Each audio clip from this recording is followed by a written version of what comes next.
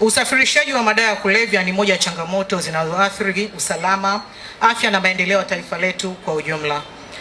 Wahalifu ama wabebaji ama wasambazaji wa madawa hayo wamekuwa wakitumia njia mbalimbali kusafirisha madawa hayo, ambayo pia vyombo vya usafiri kama mabasi imekuwa sehemu mojawapo ya kusafirisha madawa hayo.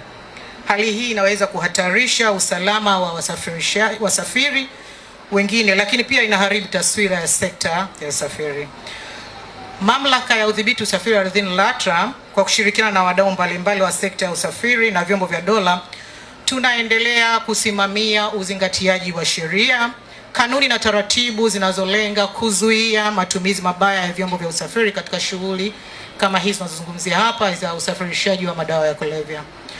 Tunawahimiza wamiliki wa mabasi, madereva, wahudumu wa mabasi na wananchi kwa ujumla kushiriki kikamilifu katika kutoa taarifa za viashiria vya uhalifu huu ili kudhibiti kwa pamoja.